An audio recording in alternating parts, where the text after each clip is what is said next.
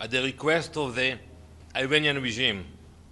That itself is a spectacular absurdity. The same regime whose supreme leader calls for the extermination of Israel and the United States, whose operatives have plotted assassinations of elected leaders, now send its ambassador to cry victim before the Security Council.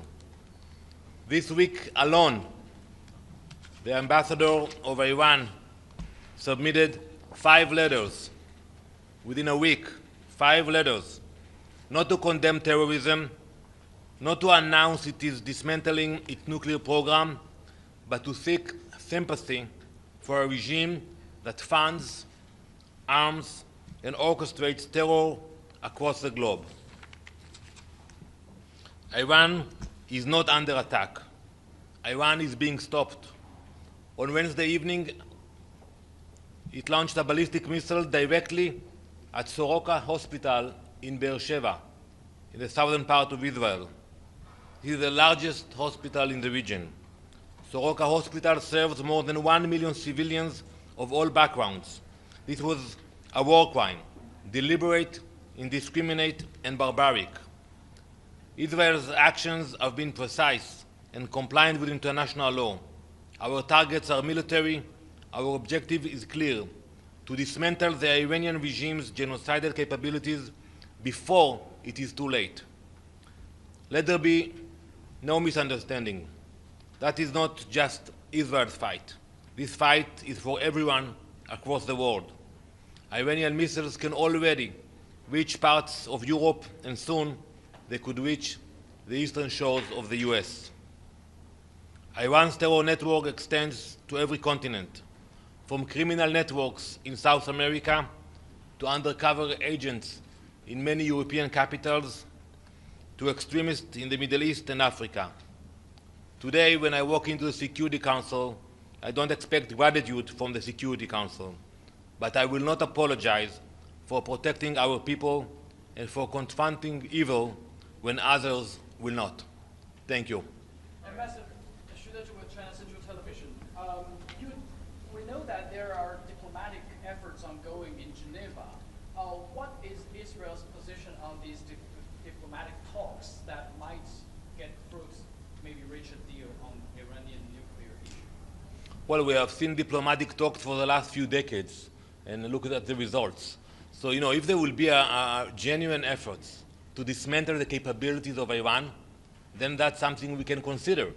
But it is going to be like another session and debates. That's not going to work. But the last few decades, the Prime Minister Netanyahu always said there would be only months, weeks, days away from Iranian getting nuclear weapons, which is not true.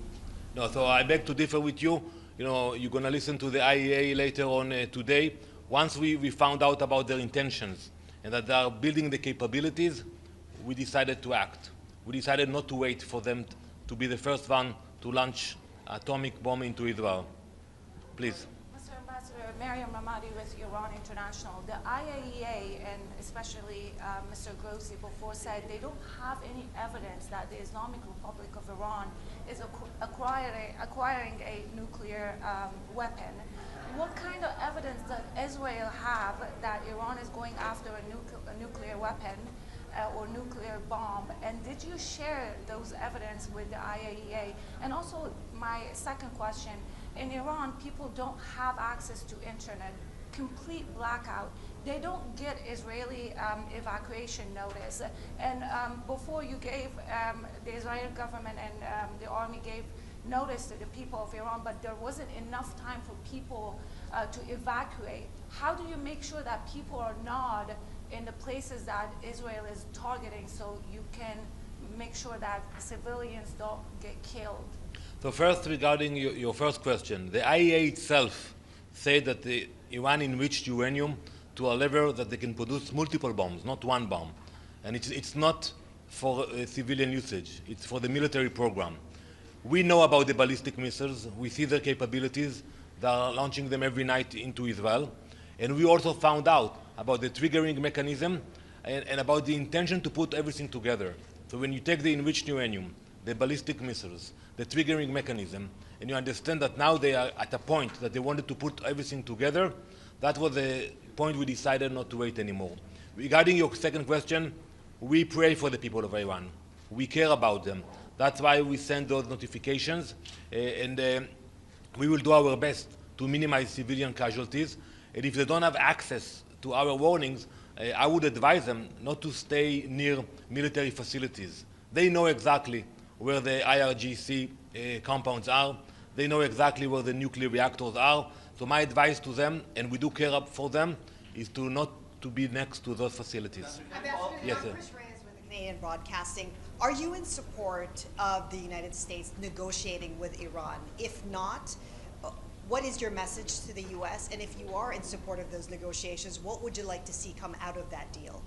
So as I said earlier, we look at results. And if there will be results that will bring us the security that we need, which means they don't have the capabilities. And the Iranians are the masters of deceptions. They lied for so many years, so we cannot just play the game with them anymore.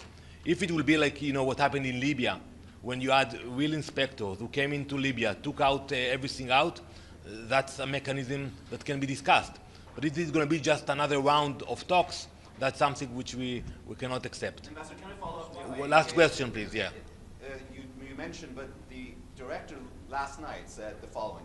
We do not have any indication that there is a systematic program in Iran to produce a nuclear weapon. We know the U.S. estimate back in March saying there is no such thing, stopped in 2003. I just want to emphasize, are you going to share this information that you have, that they were about to dash to a bomb with the U.S., with the public? So the Director General of the IAEA will speak in a minute in the Security Council. I would advise you to ask him that the amount of uranium that was enriched already in Iran, if it serves civilian usage or a military program. Let him answer that question. We have the information, we have the intelligence that Iran built a military program, not a civilian one, which was not supervised by the IAEA. Thank you very much. Thank you.